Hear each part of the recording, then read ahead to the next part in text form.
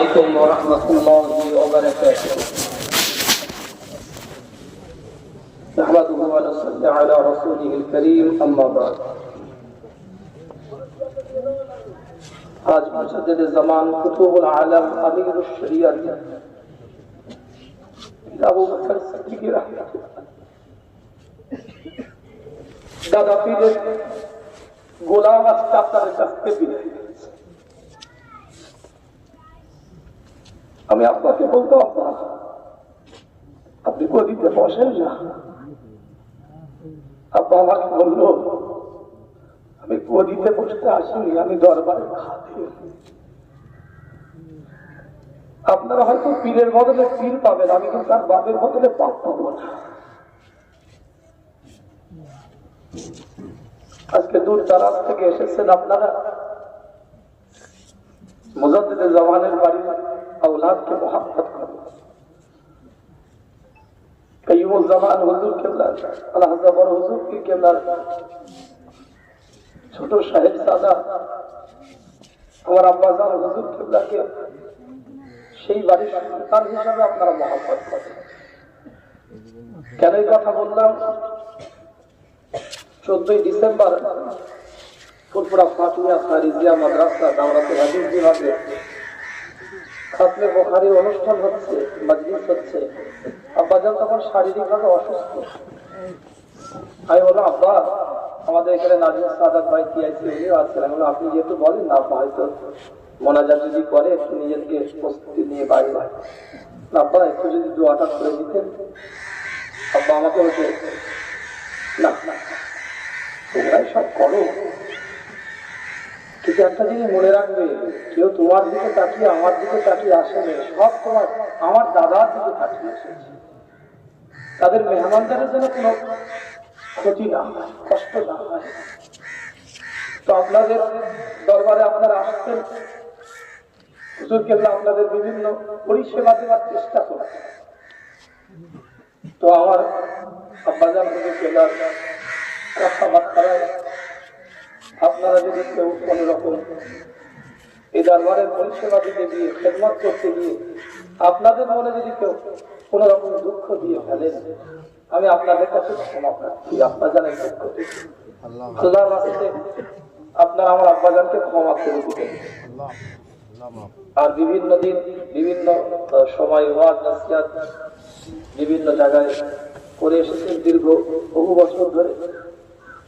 তো বিভিন্ন ওয়াজ নাসিহতের অনেক জলসাও ছিল। সেজন্য কারো কাছে যদি কোন রকম অর্থ জমা নিয়ে থাকে জলসা কেন্দ্রে আমাকে বলবেন, আমি ফেরত দেব। বা জলসায় যেতে পারেন না কিন্তু অর্থ জমা আছে এরকমও থাকলে আমাকে বলবেন, আমি ফেরত দেব। বা গ্রামবাসীরা আছেন, আমার পরিবারের আত্মীয় স্বজনেরা আছেন, সবার সাথে হুজুর কেবলা হাসি মুখে কথা বলতেন।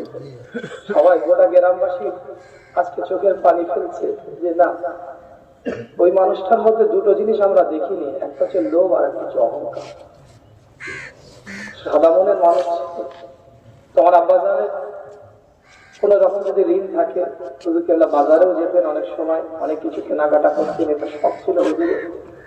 যদি কোন রকম আপনাদের কাছ থেকে কোন দিক থেকে কোন রকম ঋণ নিয়ে থাকেন বা কোনো কিছু মাল কিনেছেন হয়তো পরিশোধ হয়নি এখনো, আমি যতটা জানি 1825 টাকা কালকে খবর পেয়েছি, আমি মিটিয়ে দিয়েছি। তারপরেও আমার অজানা থাকতে পারে, আপনারা আমাকে বলবেন, আমি যথাসাধ্য আপনাদের ঋণ পরিশোধ করে দেব। হুজুর কেবলার জন্য দোয়া করবেন। হুজুর কেবলা বলা হয়। আমার ভাইরা বললেন যে তুমি যেখানে মনে করবে তোমার আপনার খবরটা তুমি সেখানে দিতে পারবে, যেখানে খুশি তোমার। ভাইদের মধ্যে অনেকে বললেন তুমি গম্বুজের ভিতরে দাও, তোমার মেজর সাবজনের পাশে দাও, তুমি যেখানে বলবে সেখানে তোমার আপনার খবর। কিন্তু আমার আব্বাজান বলেছিলেন যে আমি গেটের বাম দিকে কোনটা আমার খবরটা দিবে। এর একটাই কারণ, আমি সারা জীবন আমার দাদুর মাজারে কোনো মেয়ে ছেলে ঢুকতে দিই, সারা জীবন আমি আমার দাদুর মাজারে কোনো মেয়ে ছেলে ঢুকতে দিই, খালি চেঁচিয়ে গেছি, চিৎকার করে গেছি। আর আমি ওখানে দারোয়ান হয়ে শুয়ে থাকবো, আমার দাদার মাজারে কোনো মহিলাও না ঢুকতে পারে, যেন কোনো সেরেক বেদাতের গন্ধও না ঢুকতে পারে। আর একটা কথা বলেছিলেন যে আব্দুল্লাহ বেঁচে থেকে যেমন দাদুর মাজার খেয়াল রেখেছে, আব্দুল্লাহ মরে গিয়ে দারোয়ানি করে দাদুর মাজার খেয়াল রাখবে। সকলে দোয়া করবেন। হয়তো আমি যে একটা কথা বেশি বলে ফেললাম আবেগপ্রবণ হয়ে। আপনারা এসেছেন দূর দারাজ থেকে, মেহমানদারি হয়েছে। যদি কারো মেহমানদারি বাকি থাকে, ভাইদের পক্ষ থেকে, পরিবারের পক্ষ থেকে মেহমানদারির ব্যবস্থা করা হয়েছে, আলহামদুলিল্লাহ। আপনারা সকলে, স্বজন গ্রামবাসীদের পক্ষ থেকে ব্যবস্থা করা হয়েছে। আপনারা সকলে খাওয়া দাওয়া করে যাবেন।